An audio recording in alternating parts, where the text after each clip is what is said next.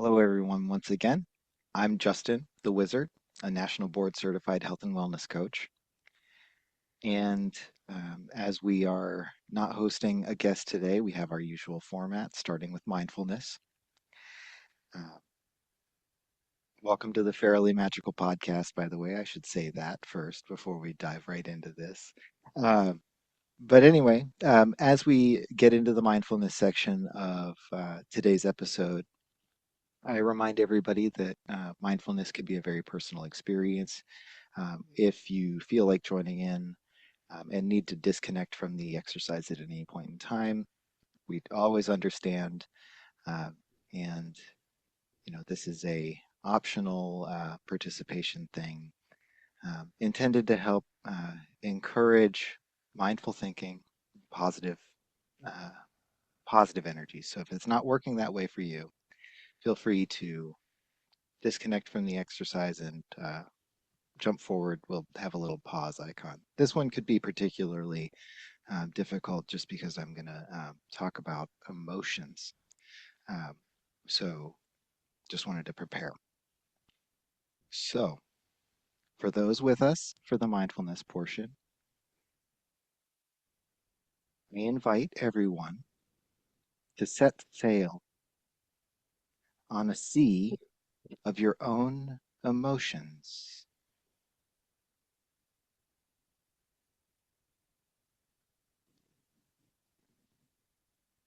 Draw your attention to your breathing. And as you do, ask yourself, am I feeling happy? Am I feeling sad? Am I feeling disgust or anger? Perhaps it's a feeling of being afraid or surprise at things developing around you. You could also just be feeling bad or just feeling good. Regardless of what you're feeling, if you like how you feel, embrace that. And if not, gently let it float away on the sea of emotions and focus on your breathing for another few seconds.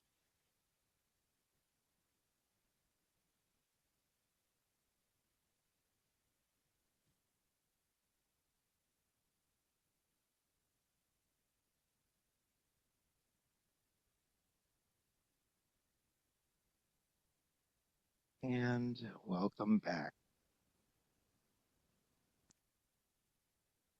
This is, I think we've actually gotten to, this is episode 10, so we're at a milestone. Um, Ooh. Congrats to us. We've reached two full hands worth of fingers. So I'm Justin the Wizard, National Board Certified Health and Wellness Coach. Uh, I'm here hosting the Fairly Magical podcast with Elena. Hi, I'm Elena Lunt. I'm your chaos coordinator on the Fairly Magical podcast. And we are ready to jump in to a tarot reading. I have a tarot deck here today. This is the Galaxy Reverie Tarot by XCat Studios. Um, super, super cute little like psychedelic rainbow bunnies. And the big box. That's great. Yeah, they're super fun. It Um, reminds me of like Light Bright. yeah, totally. Yeah, this is the backs of the Yeah, cards. Yeah. yeah. That like black with the pop of color reminds me of like the old Light Bright toys. Anyway, Oh, yeah. Yeah, these are super cute. So we're shuffling our cards with the intention of letting them guide us today. Let's see what they think, because they always know. Oh, before I drop it. Okay, our first card. In this deck, they call it coins, Knight of Coins. In most decks, this would be called the Knight of Pentacles. Um, so the Knight of Coins or Pentacles is going to give us caution, responsibility. He usually comes with some sort of warning. The Knight. He's warning of something. Um, okay, we have the Seven of Swords. And the Seven of Swords is a very positive card. A lot of worry. There could be like deception or trickery. Um, yeah, not not honest and not feeling good about things. The Seven of Swords. Ooh, this is a heavy reading. I'm sorry. We've got Judgment. Judgment. So Judgment. Judgment is not necessarily a bad card. It is a bit heavy sometimes. There's a lot of reflection, awakening. It's more judgment of self rather than being judged by others, or by any kind of higher power. But yeah, got that's a heavy reading. The Knight of Pentacles, the Seven of Swords, and Judgment. It's a heavy reading, and I carry a heavy curse. And it's kind of what I was thinking of talking about today anyway. Um, so we'll talk about it because there's no better way for me to talk about caution, deception, and awakening than the experience that I had. Um, I have to say, self-diagnosing with Elsberg syndrome. We'll focus on this. This is my curse. For anybody that has seen Owl House, the Owl House, it's a Disney show uh, that is a cartoon for, I'd say, like not super young children, but like slightly older children, like adolescents. It's a TV show for adolescents, um, but it's got you know quality writing and it holds up. I've watched it as an adult. Um, The Owl House focuses on Ida, the owl lady, and several other characters, but I'm focusing on Ida for this. Ida has acquired a curse, and in order to keep Ida's curse at bay, there is a need for a potion a day. Potion a day keeps the curse at bay, is what the show says. And that's where I need to sort of share, that um, there is a very real set of conditions that are treated by potions a day. Um, and I'm specifically referring to viral infections. I'm even more specifically referring to herpes simplex and shingles, which is shingles is a derivative of the chickenpox virus, which is varicella zoster, I believe is the name of the actual virus that causes the chickenpox and shingles. Um, but it's a Mhm. herpes virus, just like herpes simplex. Herpes simplex 1 is the cold sores that you tend to get on the mouth. Herpes simplex 2 is the sores that tend to occur um, on or around the skin of the genitals. Um, they're both herpes. they're very closely related viruses, but they are slightly different. So it does kind of matter, but not a lot whether it's one or the other. They have similar methods of action on the body, and they tend to interact with neurological tissues. So it is a virus that can take refuge in neurological spaces. So the family of viruses, um, like shingles, for example, is when chickenpox gets into a nerve and becomes inflamed on the nerve, and it sort of becomes like a nerve damage thing. And then you would deal with something that they call post-herpetic neuralgia, which is a way of saying that you'll have this like nerve pain that's sourced from the infection. Um, the virus has destroyed some nerve tissue, and therefore the nerve tissue has like a tingling that's kind of a constant pain signal. So the family of viruses has this association with neurological tissues. Um, However, there is Elsberg syndrome, which is, and I'm quoting now the journal that I learned about this from. Um, it is called at the top a rarely recognized cause of cauda equina syndrome and lower thoracic myelitis. If there are any neurologists listening to this podcast, please pay very close attention because this is for, could not possibly be more for any audience than neurologists. Um, and my reason is basically because of what I learned with myself, but also what I learned from this journal article. This is in neurology.org, and it's a specific journal article that covers this condition. One of the guidance points in here is the conclusion um, is that basically this study or this article, this submission to the journal proposes criteria to facilitate diagnosis of this very rare neurological condition that is associated with these viruses. Now, cauda equina are it's specifically a bundle of nerves that look like well, the tail of a horse. Um, Cauda means tail and equina means horse in Latin.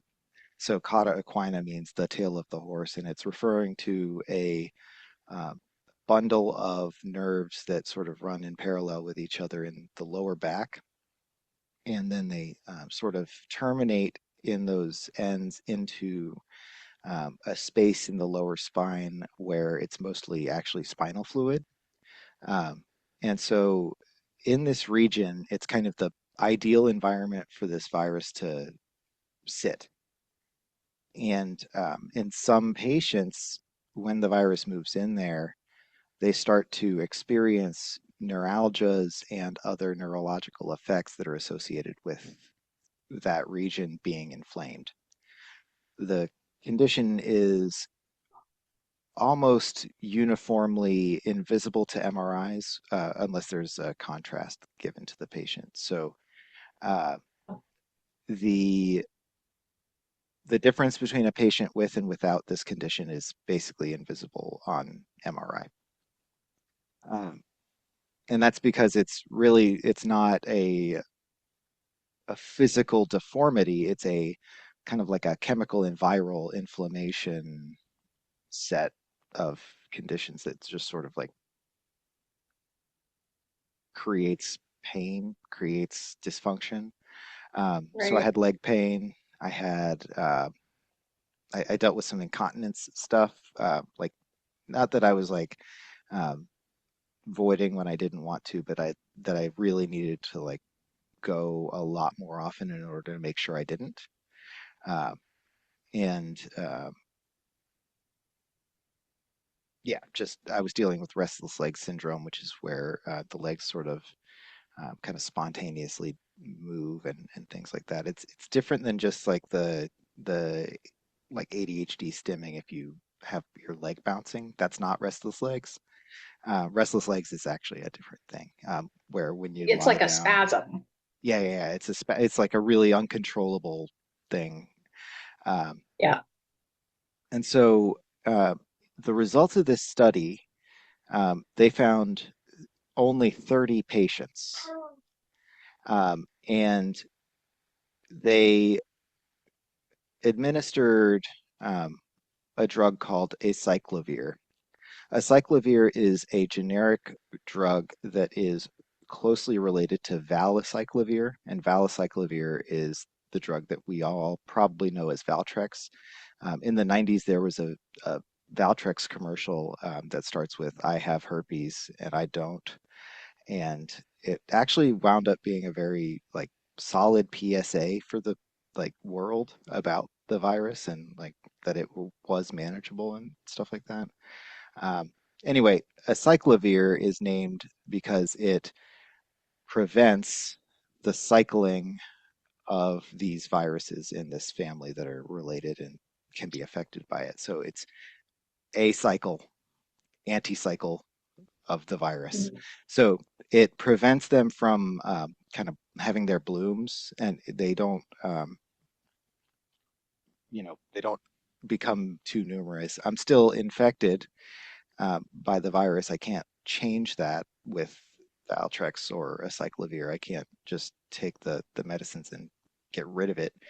Um, but I can at least prevent it from becoming so numerous that it's an inflammation problem for my body. Um, this study found that, you know, of the 30 patients they identified, they administered one-fifth of them with acyclovir, and most of those patients recovered, um, with the other one experiencing a possibly unrelated fatal condition. So that's like it's too small of a data set to rule that last one Yeah. out. I'm just basically qualifying it. Like the data was very strong in favor of this medication being kind of like um, a a very powerful curative for this particular presentation. Um, I believe they uh, characterize things. There's a lot of this that's mostly useful to doctors and not to patients, but some of the things that they did to help make it easier for people to diagnose this in the future if this work gets continued is they created a table which I was able to use to sort of compare myself to the experiences of these 30 patients according to this table. And they had 5 different groupings out of these patients. Um, and it's yeah, so they looked at about 50 total patients, it looks like, and 30 of them wound up grouped into the categories of possible to almost assured definite, or to a sure definite. So the top category was a laboratory supported definite positive. They had 3 patients out of the 30 that were identified as possible that were confirmed that way. And I'll talk about what the criteria was for that. But um, the clinical definite was a category that I believe I fell into. Um, and there were 9 of the patients studied. They looked at basically just the data of patients. They weren't able to actually interact with the patients. They had to look at like Mayo Clinic patients that had certain conditions, and then they like cross Okay. filtered. They had to like synthesize this out of patient data that existed. And so the clinical definites had certain qualifications that made them like almost as good as the laboratory supported cases. Um, but they didn't have a laboratory, like basically you have to get the spinal tap where they'll draw spinal fluid and look at what's in it. Nobody wants that, but that's what you have to do to get into that supported definite Yeah. category. So I'm just being real frank with people that it's, this is one of those things where my bottom line is going to be really simple for anybody that feels like they fall into this. And we'll talk about again the criteria, but um, the other two are clinically probable or clinically possible. And basically, the difference between those and the clinical definites is there are twice as many of them that fall into those probable or possible categories, but they just have fewer of the confirming factors. So, what were those factors? Um, in order to be a laboratory supported definite case, they believed that you needed to either present the clinical symptoms and signs of cauda equina involvement, meaning that nerve bundle in the low back. You needed to present urinary hesitancy or retention, bowel incontinence, or severe constipation. So either you're getting very backed up or you're having diarrhea constantly, either one of those. And they did not find that erectile dysfunction was meaningful for the men in the study, for what it's worth. That was just not a meaningful contributor to the data. Um, so, with that being, that's like 1A1, that's category A1 in this study. Um, so, you could either present A1 or A2. A2 would be an MRI or electrophysiologic evidence of cauda equina involvement, where there's enhancement of the cauda equina and EMG evidence of radiculopathy. That sounds radiculopatous. What is radiculopathy? So um, we have radiculomyelitis, which is uh, basically a. I'll look up radiculopathy first on its own, but this is myelitis. So myelopathy is spinal cord compression. Radiculopathy is compression of an individual nerve root. So the nerve roots extend out in both directions. The cord can get compressed itself, right? So if the cord is compressing on the cord, or if your bones are compressing on the cord, rather, that's more what it is. It's your bones pressing on the cord, making it squeeze. That's myelopathy. Radiculopathy being like, oh, there's a muscle that's causing it to pinch or something like on the sides as it exits. That's the radiculopathy. Um, and so I'm not exactly sure how doctors go and qualify somebody into that A2 category. They found that out of,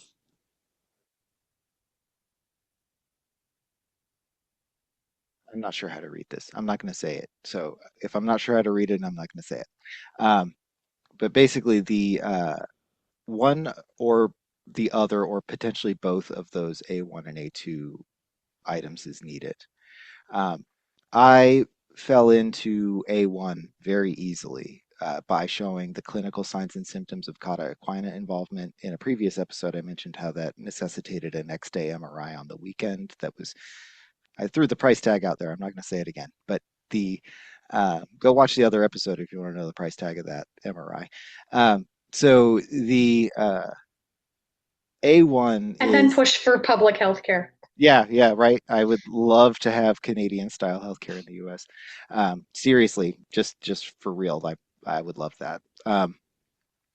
So the the clinical signs and symptoms of uh, cauda equina involvement I had enough that they wanted to see my in an MRI what my spinal cord looked like in the lumbar region. So that on its own was kind of already qualified. I was definitely displaying urinary hesitancy or retention. I like kind of both. Like I was having a hard time voiding. It was one of the things. So that's like the retention thing. And I was definitely constipated. Okay, I was like seen to have been constipated with other imaging previously. Uh, and so I don't remember if I was having any like actual like reproductive health issues, like erectile I don't remember if any of that was going on. That's not really important in any way. That was one of the things in this that was it's in the text I'm reading, but I don't remember Mm. that being a big issue. Um, so anyway, and then I'm not sure like how to fall into category A2 because I don't understand some of the electrophysiologic evidence language, what that really means. Um, but anyway, the laboratory supported definite cases, three of them, also all displayed B5, which I'm jumping ahead to, which was documented herpes virus infection from cerebrospinal fluid by a PCR. And so PCR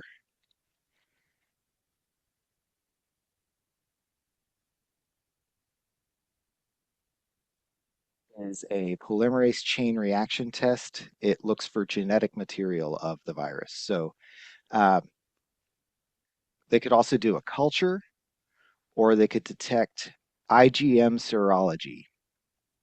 And that would be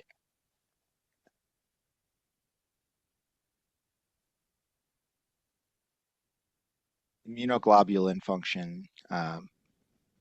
Mm. I'm not sure exactly why that works, but that's what IgM means in the medical context. So um, basically, they can use the lab features that do one of these three things or more than one of these three things um, to check for signs of herpes infection in the cerebrospinal fluid of the lower back. So that's B5. So either A1 or A2, you either get the like clinical signs and symptoms of cauda equina, or you get the MRI signs and electrophysiologic evidence, whatever that looks like. Um, so either you're like being treated for cauda equina without imaging yet, and they want the imaging, or the imaging indicates that you don't have cauda equina, which is like a I'll show an image of what cauda equina really looks like when it's the cauda equina syndrome that they're checking for with an MRI. Um, and I just didn't look anything like it. So it was actually a huge relief because that would have been that's a medical emergency, go in for surgery sort of thing. Um, I can't emphasize that enough. If you're having these troubles that I'm discussing, like um, if the space between your legs, in between your thighs, goes numb, like if your taint goes numb, go to the doctor. Okay, that should never, ever, ever, ever, ever be numb. Okay, it should never be numb. So unless you're dealing with some other thing that causes to be, there's a medical thing going on if it's numb. That's what I'm saying. So Yeah. uh, the it's so close to the spine that it indicates that there's a problem. That's kind of the bottom line. It's like really there at the base of the spine, and if there's a reason for it to go numb, it would be neurological and not it's not blood flow or something like that. You're not just sitting on it and going numb. It's not that. So uh, just wanted to say that that's like a huge signal. But otherwise, it's the stuff like Yeah. urinary hesitancy or constipation. So if you're having a hard time passing, um, you poopies, or if uh, you're having like peeing a lot or feel like you can't empty, those are signs that you should talk to a doctor about and probably urgently. Like these are actually way worse signs and symptoms than I feel like I knew before the experience. And that's part of the reason why I wanted to focus on this for a whole episode. Mhm. Um, so now into the clinical definites. All right. We've talked about what the absolute, like they know these people have Elsberg syndrome, three of them. There were nine that they think are clinically definite. So how did they become clinically definite, but not laboratory supported? That means that they didn't have B5 that I talked about, which is the lab signal. That means that they had B1 and 2 of B2 through 4, or B1 and B2 if concomitant. I don't know that word. Concomitant.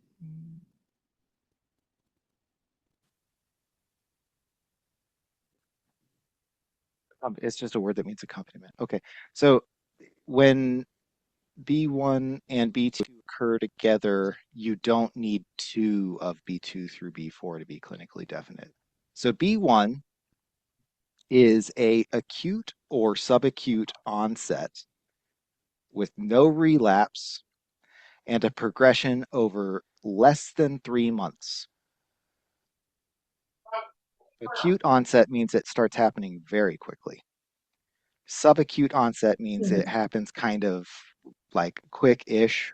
Like I don't know when exactly the day, but it happened within a month. Like a month ago I was fine and then now I'm not, or something like that. That's Okay. subacute, whereas acute is like Yeah. yesterday I was fine and today I'm not fine. Uh, no relapse means that the patient has not ever had this occur before.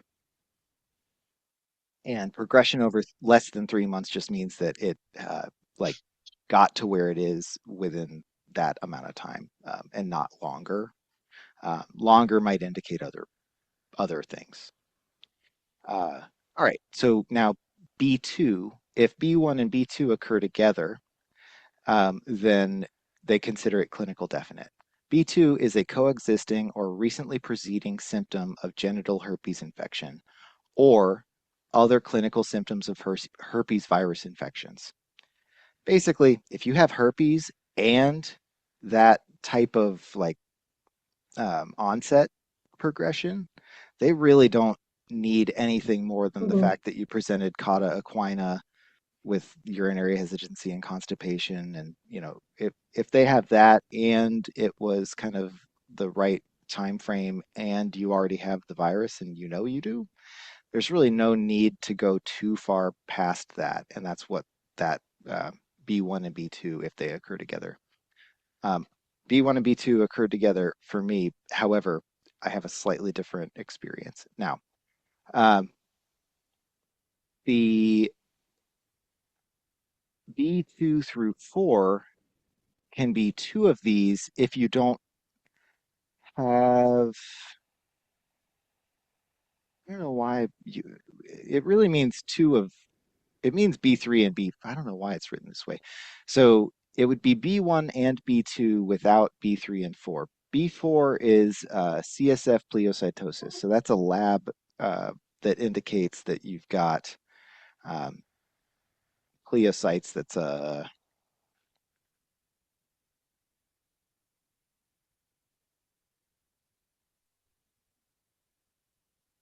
pleocytosis is an increase in white blood cells in the cerebrospinal fluid.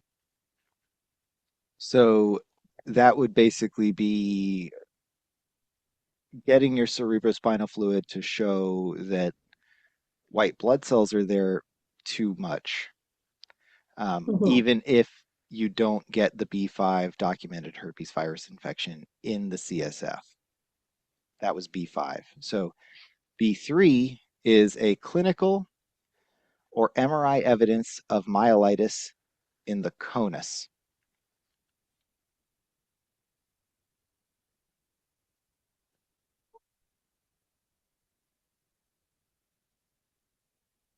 So the conus is kind of what it sounds like. It's the tapered cone-shaped lower end of the spinal cord.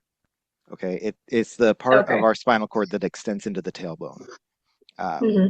or the coccyx is Yeah. another way of referring to the tailbone. And so the conus is the like spinal cord part of that region. And Okay. so B3 is something that I demonstrated, which was exaggerated reflexes. I had a clinical presentation in physical therapy of um, what they call clonus, not conus, but clonus with an L. Clonus is the top tier of reflex reactivity in the legs, where when you push a foot back, sort like I'm testing this one. So if I Mhm. push the foot back, it sort of would beat as a reflex. Um, Okay. and my PT was like, "Do you feel that?" I was like, "What do you mean?" It's like your foot's like kicking. I was like, "Oh, that I don't know. I've never noticed that before." They're like, "Well, that's talk to your doctor about this." And so I was like, "Okay, I'll talk to my doctor about this." So anyway, that's the like exaggerated reflexes. Babinski signs is another thing. Uh, so stroking the sole of the foot causes the big toe to move upward when there's a Babinski sign. I don't. It's something to do with the plantar. It's called the plantar reflex. Is another way of referring to Mhm. it. I it has clinical significance. I don't know exactly how to describe it. I'm not the right person for that, but that's what it says here. So you could have CSF pleocytosis, meaning elevated white blood cells, and the exaggerated reflexes, or you could have MRI evidence of myelitis in the tailbone area. Um, and you could have that without some of the other factors that we've already talked about, as long as you're kind of showing the time course uh, consistent. Mhm. And so, again, I think I check at least two or three of the B boxes. Clinically probable is B1 and just one of the B2 through fours. So that means that it's following a different time course and you don't have more than one of the B2 through four things. Um, but I at least have B2 and B3 locked down. Like those I definitely Mhm. showed while I was actively presenting the condition and or I have the history. So I believe that I was no farther down this list than clinically probable, which is A1 or A2, where I meet the A1 criteria, and then B1 as well as one of B2 through four. This is as far down as I would put myself on this, category list. And basically, at that point, I'm I'm as likely to be diagnosable with this condition as I am not. And Mhm. then the clinically possible category is just one of the Bs without B5. B5 being exclusionary of anything besides the top tier, the like supported definite. Now, I have a special condition that qualifies me for particular consideration of this, and that's the red flag, Group C, relapses beyond 1 year from onset. Basically, they're saying that anybody that had more than one experience like this has the condition. Okay. So for me, and this is what I've talked with my doctors about, um, for reasons outside of considering this condition at first, I started reporting some of these signs and symptoms of cauda equina involvement. And I got just sent to PT. I was like obviously not a distressed individual at the point. I was having no trouble walking or anything like that. It was more just having like discomforts and random things. And I was starting to have some of the like urinary and maybe constipation symptoms. Um, but we turned it around pretty quick because I happened to request going on Valtrex again because I'd been off it for a while. Remember that. So I stayed on Valtrex for several years, and then ultimately a doctor took me off of it and said, "I'd rather you just have the responsive prescription, so I'm going to write you that. So here's the 5-day course that you have. It's twice as strong per day, but you'll only take it when you are having an outbreak." And I was like, "All right, great, um, fine, no problem. I still have a way to manage it, and that's kind of what I need." And I didn't have any outbreaks, so I wasn't really using it or even worried about it too much. Um, but then at some point, I got to discovering some of these symptoms again, and they were familiar to me. I remembered Hmm. in my body. I remembered that first time where it's like this is a familiar feeling now. I've felt this before. I've had this what I call saddle numbness. The numb taint Hmm. um, is uh, it's a very specific feeling, and if you're feeling it and you've felt it before, you'll recognize it. If you've never felt it before, you might not know what you're feeling, um, because it is kind of a confusing sensation. Um, and the So I came off of Valtrex every day and was fine for a while, no breakouts, nothing like that. Started to have these signs and symptoms and still wasn't connecting it to my herpes infection. There's no reason for me to think that. Um, at least I had no reason to think that, Right. until I found this source that I'm looking at right now.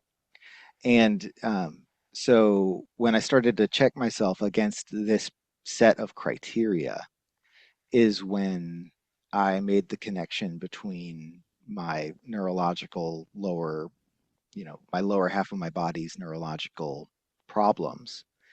Uh, Upper half of my body is a completely different problem. The lower half of my body is this, and um, the uh, the relapse basically is what was occurring when I actually caught this, and that's when I found this article. That's when I started to compare myself to these criteria, and it was more than a year from the initial onset. So I do qualify for the red flag criteria, and that's just interesting to me that I Hmm. actually do uh, like have a meaningful reason to consider myself for this unique condition that goes beyond their primary criteria and into what we call the red flag. Red flag in healthcare means something. It Hmm. is like um, how to say this. As a board certified health coach, I'm trained to know some of the red flags of things like a heart attack in populations that aren't even well served in having their heart attacks identified, so that I can help to be a first noticer for somebody that's potentially my client, not realizing that they're Hmm. having a heart attack uh, would be potentially fatal. But if I can be the person that helps to identify that red flag, then that's the reason that they go seek emergency medical help and survive potentially. Uh, so red flag identification is really about like if you detect it, treat the person for the worst case. Basically, is kind of Yeah. the thinking. Now, I'm not a doctor to say that with any expertise, but that's my perception of what is done when a red flag is presented. Um, so I basically got the MRI. Had a scheduled follow up after the MRI a few days later, to review it. And I wound up talking to somebody who um, works more often with elderly patients and has a tendency to actually encounter real cauda equina. It occurs more often in Okay. older patients, and Hmm. it's just one of those things like as your body breaks down, this is one of the things that can happen to your spine. So it happens more often to elderly people than it does to the young, the healthy and strong. Uh, that just makes sense. It can still happen to anyone. So, if you experience these weird lower quarter, neurological stuff, talk to a doctor. Uh, but yeah, red flags. For me, it's the relapse where I went, uh, no symptoms when I'm on Valtrex, come off Valtrex, present symptoms, go on Valtrex, they go away, come off Valtrex, the symptoms come back, go back on Valtrex, the symptoms go away. I characterized it recently to a doctor and, again, got confirmation that, yeah, it seems like this is probably correct, but we can't like confirm it, because even though this small scale study has helped to generate some criteria. It's still not diagnostic criteria. This is still like a suggestion that Mm-hmm. some researchers made. Um, Now, they also came up with some exclusionary criteria, and this is also helpful because uh, they basically were able to say if you present some other explanation for the presentation, then you don't need to, you shouldn't assume that it's a virus if these other things are present, um, especially if you can't clinically confirm with labs and things that it's the virus. And so those are myelitis extending rostral to T9. I'm going to look that word rostral up.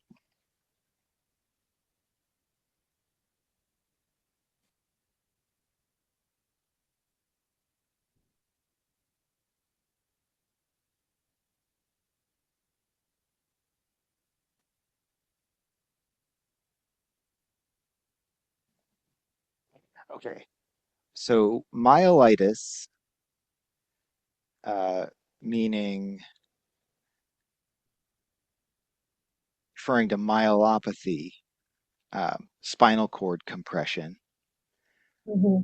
extending from the top of the spine down to thoracic vertebrae number 9. Um, those are regions that are exclusive of the cauda equina and can affect anything below. D1 exclusionary criteria have been eliminated for me.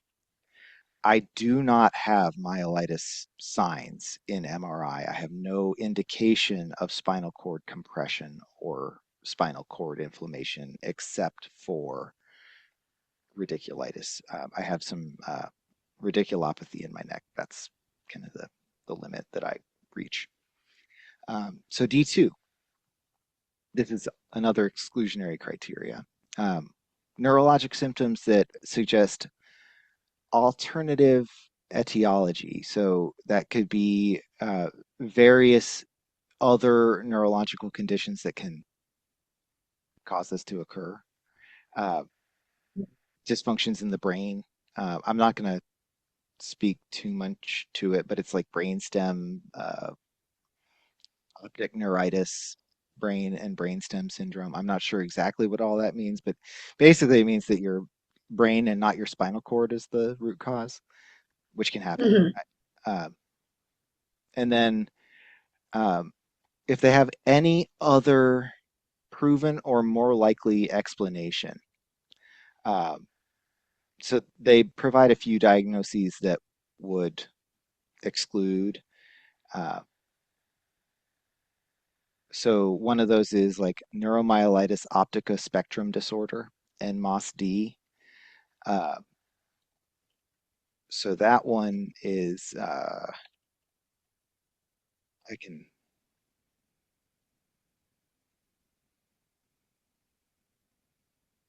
formerly known as Devick's disease, and it seems to be pretty testable. It has a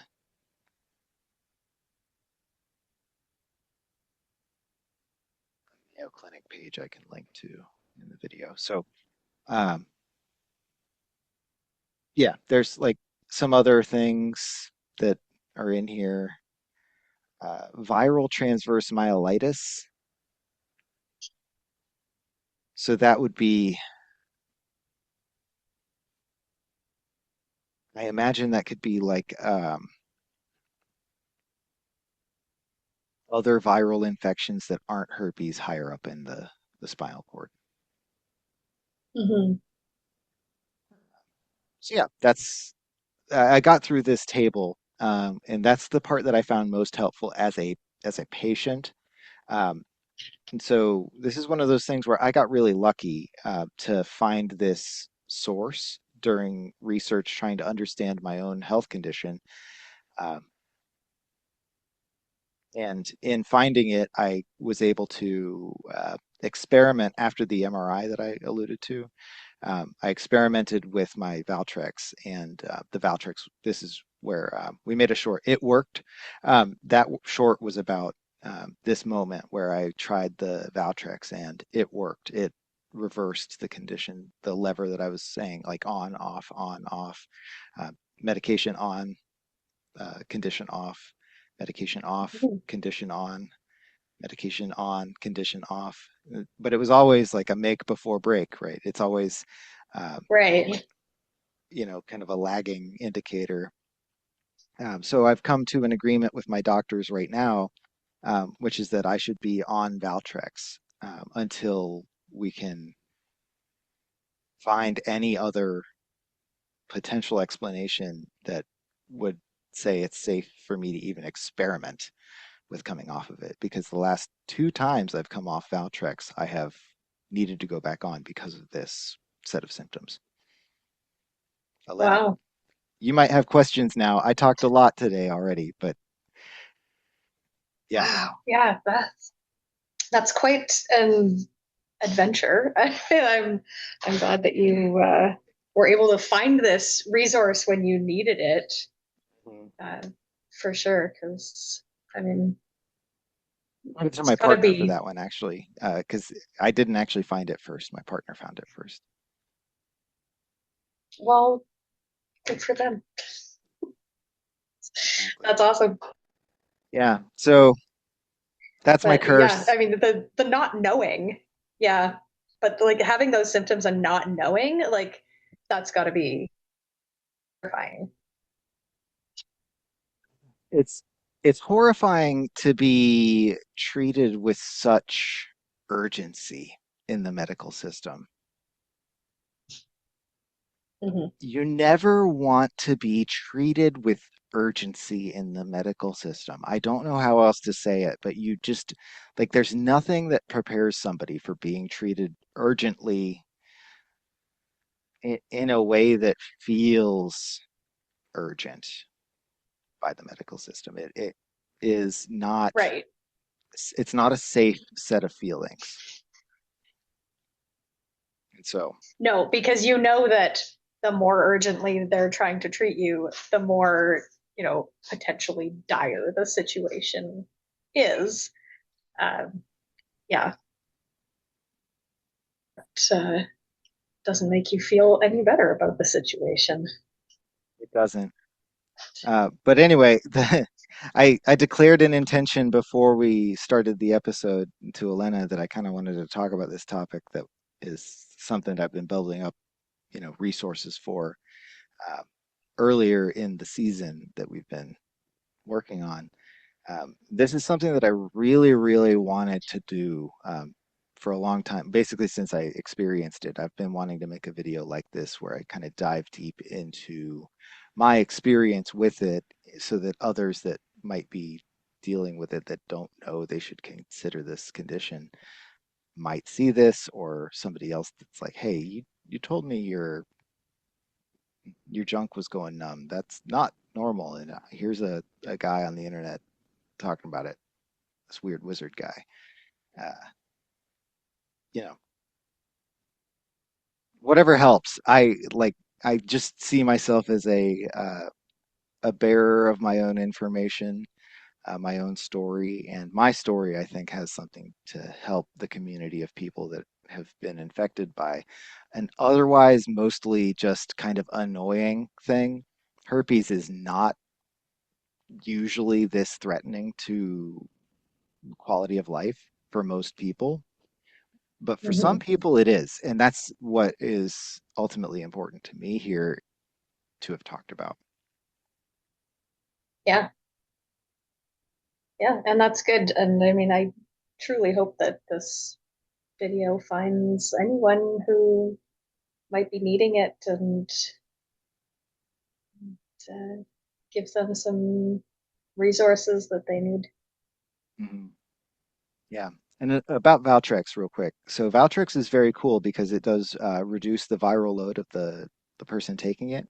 It can also be taken by other people that are at high risk of the virus if it were to enter their system and they're in a relationship with somebody who has the virus and they have that close contact.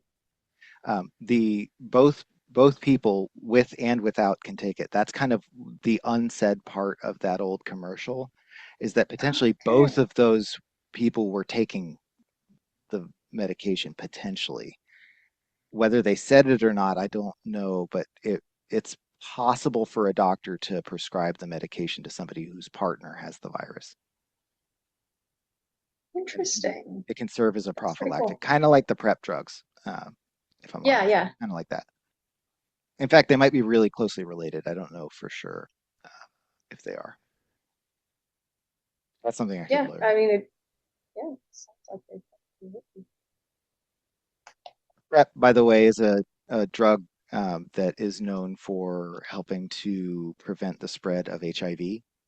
Um, it's particularly important in certain high-risk communities just because of the nature of the way the virus spreads.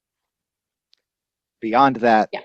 anyone can pretty much get it. So just like if you are in any way concerned about HIV transmission, PrEP is a drug class or a part of a drug class that is able to help prevent infection by that virus as well. Yes. And yeah, it's very, very common these days, especially that yeah, a lot of people take preventative. And one of the things about herpes is because the nature of herpes is that it produces sores on the skin. It's not specific to the genitals per se. It's more like the it's just like that's an area that it comes in contact with and can take hold in. Um, so my Hmm. experience involves it occurring in places where it could be transmissible and not coverable by a condom. Condoms are still important and should be used if you're in relationships and sexual relationships with those that are, having multiple partners themselves, or if you have multiple partners, condom use is incredibly important in those types of environments. Uh, if you're in a monogamous long-term relationship, it might shift a little bit for you, uh, but still you want to consider things like if you have curse from your past, you might want to be considering how you protect others, or they might protect themselves as well via one or more of these types of meds. Talk to a doctor, get the right prescription for you, and maybe this video prepared you with a little bit more information to go in with. Yeah, That's my story. yeah. Sometimes that's half the battle is knowing what questions to ask and what type of you know testing to ask for. Because when you don't know, you don't know. Yeah. If you think you have these symptoms or signs, ask for both neurology and infectious disease experts, and try to get into the infectious disease experts sooner rather than later. That's my last bit of advice before I kind of bring it back to the cards. Exercise caution when self-diagnosing. Be very careful about not assuming that you have you know, your bloody nose does not mean you have cancer, right? Um, the fact that you have a herpes infection in the past does not mean you have Elsberg syndrome. Most people won't. So that's good Mm. news. Um, Yeah, Use caution, but some responsibility of doing the research for yourself is still good. Uh, you know, this is a presentation that is dishonest. It's mimicking Cauda equina syndrome, the medical right. emergency. Um, this deception, this trickery leads it to be ignored once they don't find the worst thing. So do not let an MRI negative result be the end of pursuing answers.